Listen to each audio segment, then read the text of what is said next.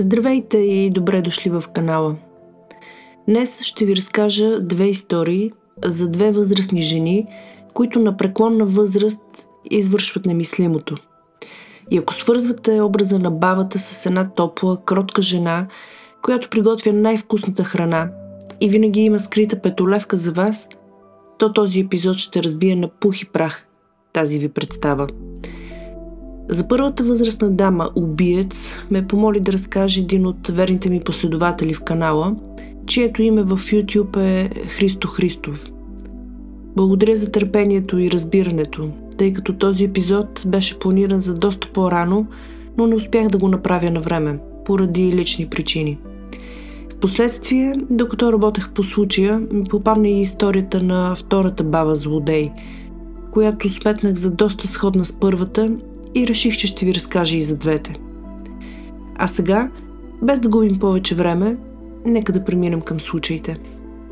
Първо ще ви разкажа за София Жукова. София Ивановна Жукова е родена на 18 март 1939 г. в село Звягино, област Горки, в Русия.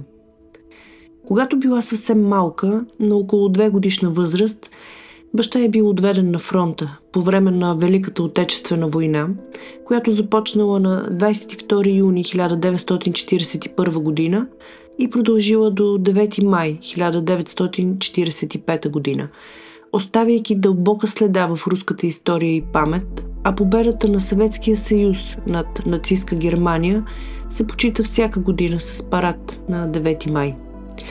Майката на София работела на полето и рядко имала време и възможност да й обръща внимание, в резултат на което образованието на малката София останало на заден план.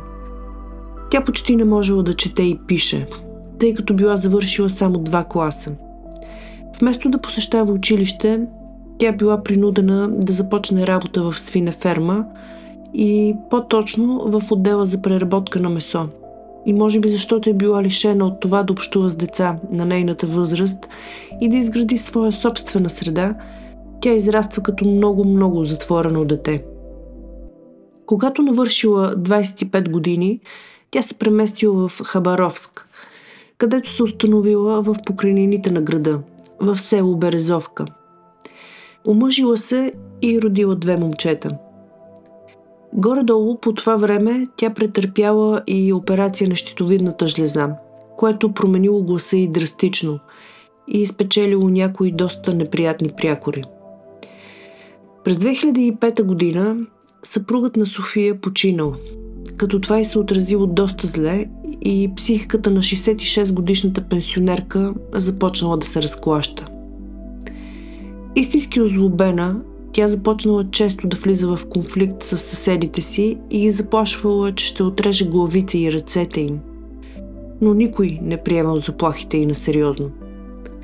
С течение на времето тя се пристрастила към алкохола и започнала да псува и ругае, сякаш е прекарала години в затвора. Един ден тя се приближила до една жена и я ударила с пръчка в корема. Наплюла я и си заминала. Свидетели си спомнят още, че тя често обикаля около децата и ги привиквала с обещания, че ще им даде бомбони. До един ден, и по-точно 14 декември 2005 година, когато 8-годишната Анастасия Алексенко, която живеела в същата 5-етажна къща като София, не изчезнала безследно. Последно тя била забелязана да се взима довиждане с нейна приятелка пред дома си, след което се предполага, че се е качила до нейния етаж. Но на съседите им направило впечатление, че София влязла веднага след нея и се превърнала в последната, която я видяла жива. Малкото момиче, като всяко дете, вдигало шум, но това не се отразявало добре на психически нестабилната София. Затова тя решила да вземе нещата в свои ръце и превърнала Анастасия в нейната първа жертва. Тя убила момичето, нанасяйки силен удар по главата с брадва, след което разчленила тялото й и захвърлила останките й в чували на улицата.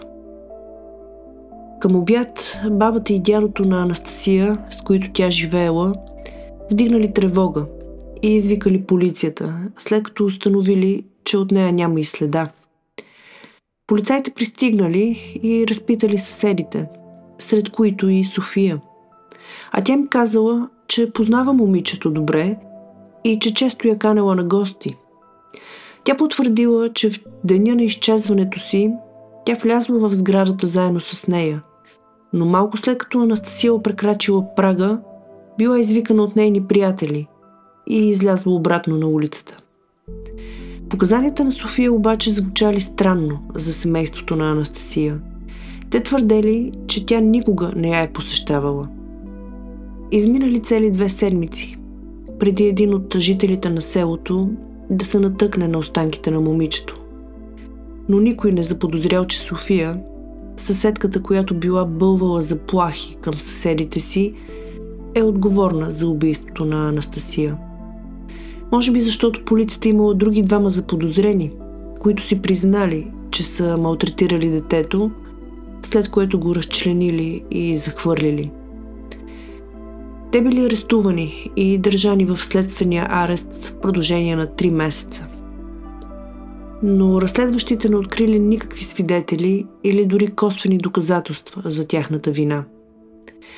Според законите на Руската федерация, обвиненията не могат да се основават само и единствено на самопризнанията на заподозрените и те били освободени. Дали защото се притеснявала, че ще я разкрият, или просто се опитвала да се владее, то София продължила живота си по-старому и се опитвала да не се набива много на очи. И до следващото й убийство изминали почти 8 години. На 9 март 2013 година зловещата сцена щяла да се повтори. 77-годишната Анастасия Михеева, приятелка на София, се настанила в дома й за няколко седмици, след като продала жилището си и възнамерявала да се премести в Москва. Но когато само след няколко дни след пристигането й, дъщеря е изгубила връзка с нея, тя се свързала с полицията.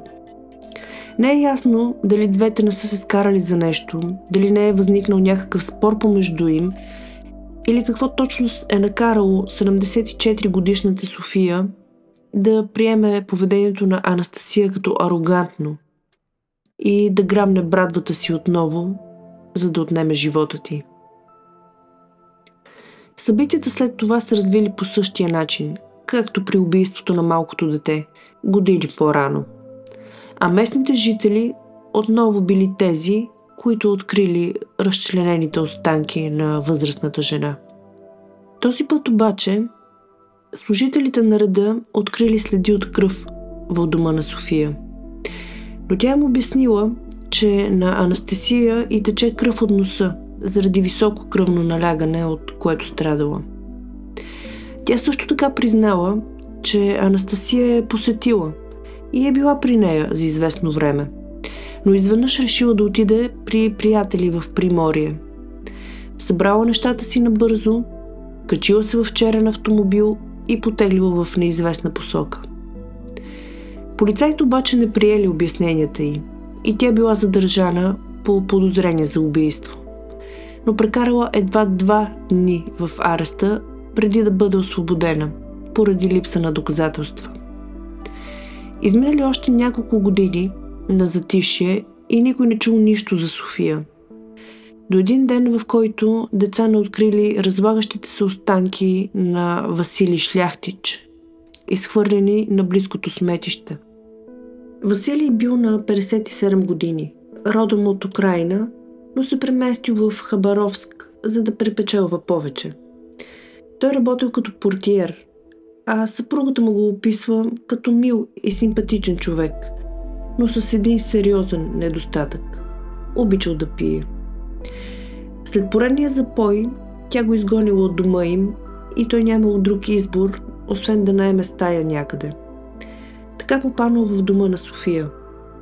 Според нейните показания, той правил намеци за интимна близост помежду им, които не й се харесали. И така той си навлякал гнева й. На 28 януари 2019 година, използвайки любимата си брадва, тя посякла Василий до смърт. Разчленила тялото му и го захвърлила. Съседи, живеещи под София, по-късно ще свидетелстват, че са чули приглушени удари и викове, идващи от апартамента й. А по-късно, надничайки през прозорците си, я видели да върви към кофите за боклук, носейки голяма черна торба. Този път обаче полицията вече имала едно на ум. Това бил втория път, в който следите водели към нея, а и двете убийства доста си приличали. Когато посетили апартамента й, тя била спокойна и ги поканила да влязат. Явно тя била уверена, че е почистила добре следите си, но те открили брадвата, както и множество петна от кръв, а това било достатъчно, за да я арестуват. Първоначално тя настоявала, че е невинна и обяснила, че тъпите удари, които съседите били чули, са защото била рязала кости за борщ с брадвата си. Но може би, осъзнавайки колко налудничево звучат думите й, тя признала пред властите само за убийството на Василий. Тя твърдяла, че той се опитал да я изнасили и в пристъп на паника тя грабнала брадвата си и го ударила 26 пъти по главата, убивайки го на място. Няколко седмици по-късно, вече в затвора, тя разказала на съкилийниците си и за другите две убийства, които била извършила. Тя им признала, че първо била изхвърлила останките на малката Анастасия на двора, за да могат да бъдат изядени от кучетата, но по-късно решила да ги скрие на по-сигурно място. Те, от своя страна, споделили за откровенията й на разследващите и притисната от тях, София нямала друг избор, освен да признае за всичко, разказвайки им в подробности какви са били обстоятелствата и причините за убийствата. Но въпреки всичко, 2 месеца по-късно тя оттегля самопризнанията си. Но назначената съдебно-психологическа експертиза установила, че тя е вменяема и е разбирала прекрасно какво върши. В края на декември 2020 година тя се разболяла от коронавирус и била хоспитализирана в Хабаровската градска болница, където умира няколко дни по-късно, на 29 декември, от осложненията след COVID, когато е на 81 години.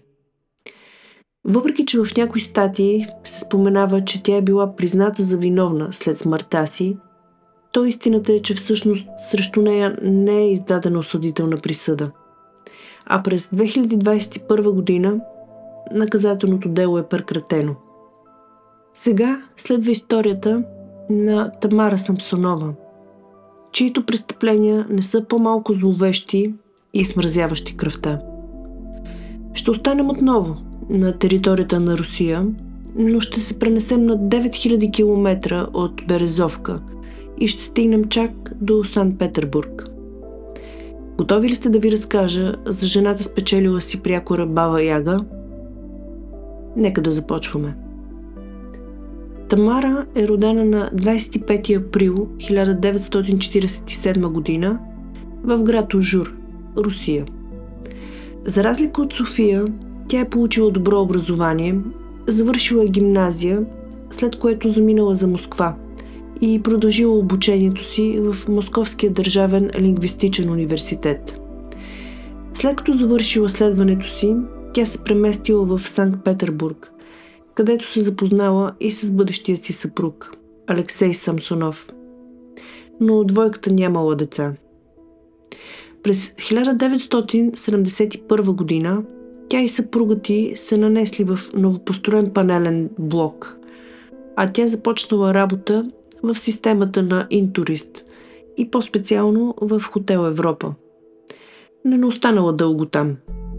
Тя обичала да сменя работните си места сравнително често, като се задържала за не повече от 2-3 години на дадено работно място. През 2000-та година съпругът на Тамара изчезнал безследно. Тя, разбира се свързала с полицията, но търсенето не дало никакъв резултат. След изчезването му обаче, тя започнала да се държи странно.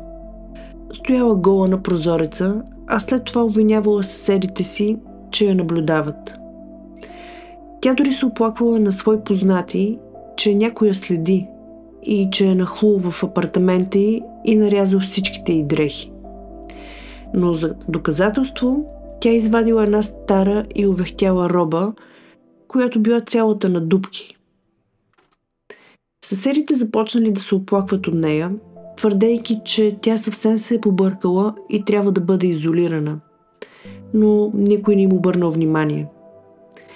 Полицията изготвила версия, в която Тамара е отровила съпруга си, а после се отървала от тялото му. 15 години по-късно, през април 2015 година, тя се свързала повторно с органите на реда, за да направи изявление относно изчезването на съпруга си. Но към това ще се върне малко по-късно. Сега, за да преживява, след като останала сама, тя решила да отдава под наем една от стаите в апартамента си. Но мирът и хармонията в дома й не траяли дълго. И на 6 септември 2003 година, по време на къвга с един от квартирантите си, 44 годишен мъж, тя го убила, след което разчленила тялото му и го изхвърлила в кофите за боклук. Не е ясно как се стекал животът й след това, но тя щяла да напомни за себе си отново, 12 години по-късно. През март 2015 година Тамара срещнала 79-годишната Валентина Уланова, която живеела наблизо. Обща тяхна приятелка ходатайствала и уредила Тамара да се нанесе в дома на Валентина, за да й помага с домакинската работа, пък и нейният апартамент бил в ремонт, който щял да продължи няколко месеца. Сделката изглеждала приемлива и за двете жени. Тамара харесала жилището на Валентина и искала да остане да живее там за по-дълго от уговореното. С течение на времето обаче, отношенията между двете започнали да се влошават. Тамара спряла да изпълнява своята част от сделката и тотално занамерила домакинските си задължения. Валентина от своя страна просто помолила Тамара да се изнесе.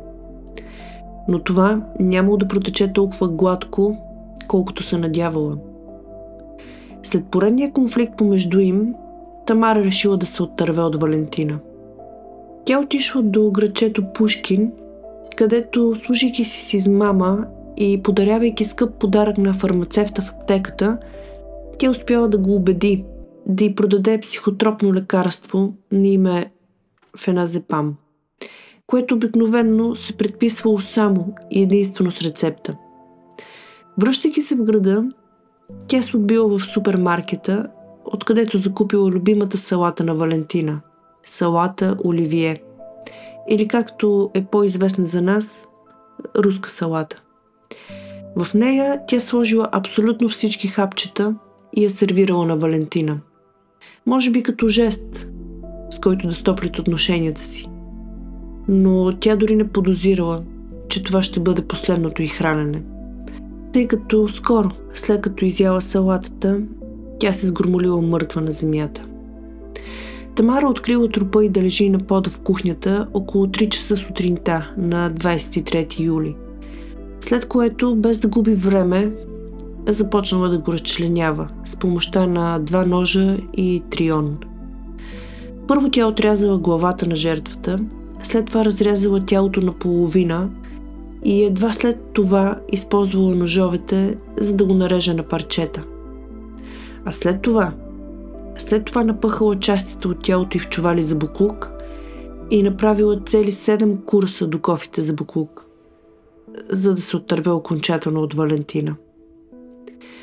Вечерта на 26 юли обезглавеното тяло на Валентина с отрязани крайници, увито в завеса за баня, било открито близо до езерото Купчински, което се намирало близо до дома на Валентина. Зловещия пакет останал незабелязан няколко дни, докато местен жител не е полюбопитствал относно съдържанието му. Следствието направило всички необходими изследвания, включително ДНК експертиза, но така и не успели да установят на кого принадлежи. Тогава една жена, живееща в близките къщи на име Наталия, се свързала с полицията и съобщила, че подозира, че това може да е приятелката й Валентина. Те двете си общували постоянно, звънели си всеки ден, а след това изведнъж Валентина спряла да отговаря на обажданията й. Наталия се разтревожила и решила да се свърже с полицията, но първо искала лично да провери дали всичко е наред с приятелката й и отишла до дома й. Какво ли било изумлението й, когато вратата отворила Тамара? Когато Наталия попитала къде е Валентина, Тамара дала много неясен отговор. Казала, че Валентина се е напила предния ден и е изчезнала в неизвестна посока. В същото време лицето й изглеждало някак нервно, а на Наталия й направило впечатление, че втория хладилник в апартамента, който никога преди това не бил включван, сега работел. Подозирайки, че нещо не е наред, тя решила да се свърже с полицията. Полицайите започнали да разпитват живущите в сградата, където живеела Валентина. А когато стигнали до апартамента й, Тамара отворила вратата и ги поканала да влязат. Почти веднага те открили следи от кръв в банята, както и изчупени пластмасови кукички, които трябвало да държат завесата за баня. Оказало се също, че втория хладилник, чийто рев чула Наталия, не бил включен случайно. В него те открили части от тялото на Валентина. Когато полицайите изискали обяснение, тя казала, че Валентина я е обидила ужасно и трябвало да бъде убита. Тамара била арестувана веднага и срещу нея било образувано дело за убийство. Била е назначена и съдебно-психиатрична експертиза, която била готова на 26 ноември и която показала, че Тамара е невменяема. Предполагаемо тя страда от шизофрения и представлява опасност както за околните, така и за себе си. Тя била настанена в специализирано лечебно заведение до приключване на разследването. По време на извършения обиск били открити дневниците на Тамара, в които на пръв прочит тя описвала простички неща от ежедневието си, като днес станах, закусих и пих кафе. Но след по-детайлно преглеждане било установено, че тя описва повече от 10 други престъпления, а написаното било на 3 различни езика. Според главната дирекция на Министерството на вътрешните работи на Русия за Санкт-Петербург, през 2003 година Тамара убила мъж на име Володя, който не е остая в нейния апартамент. Него убила по същия начин. Отровила борша му, а след това отрязала главата му и разчленила тялото му, а останките разпръснала из района. И всичко това било описано подробно в дневника й. Следствието показало също, че при обиска на апартамента на Тамара били открити следи от засъхнала кръв между дъските на пода, както и визитка на жертвата, починала преди 12 години. Освен всичко това била намерена книга с езотерично-астрологично съдържание, от която липсвали страници. Това накарало много хора да смятат, че тя може да е консумирала части от телата на жертвите си, като част от някакви мрачни и магични ритуали. Макар да няма доказателства за това, хората продължават да спекулират. Просто защото цялата ѝ история е толкова зловеща, че това лесно би могло да мине през ума. Като се вземе предвид и факта, че Тамара разказва с особен блясък в очите как съпругът ѝ един ден е отишъл до банката и повече не се е върнал. Но имайки предвид нестабилното ѝ състояние, следователите не искали да поемат никакви рискове и повдигнали обвинение само за едно убийство. Тя била изпратена за принудително лечение в клиника в Казан. Към днешна дата няма официална информация за това какво се случва с нея. Предполагам, че все още е жива и търпи наказанието си. Каквото и да е размътило съзнанието на тези две жени в късната им възраст, остава въпрос без ясен отговор. София Жукова и Тамара Самсонова са олицетворение на едно ужасяващо противоречие. Образът на възрастната кротка баба, в чиято сянка се крият чудовищни деяния. Какво може да тласне един човешки ум към такъв мрак след цял живот, прекана в тишината на обикновеното ежедневие? Дали е самотата, онази тежка, тиха бездна, която разяжда отвътре? Дали е натрупан гняв, разочарование или неразпознати психични разстройства, оставени без грижа? Или може би в някои хора злото тлее дълго и незабелязано, докато не намери своя път да се прояви. Тези случаи са не просто сензационни заглавия, а напомняне за сложността на човешката психика и непредсказуемостта на живота. Те поставят въпроси, на които нито психолозите, нито криминалистите могат да отговорят еднозначно, и ни оставят с неудобната мисъл, че понякога чудовището не идва отвън, а тихо остарява сред нас, с престилка, побеляла коса и усмивка, която никога не бихме заподозрели. Благодаря ви, че останахте до края на този епизод. Ако видеото ви е харесало, подкрепете ме с един палец нагоре, абонирайте се за канала и ще ви очаквам следващия път с нова криминална история. Чао!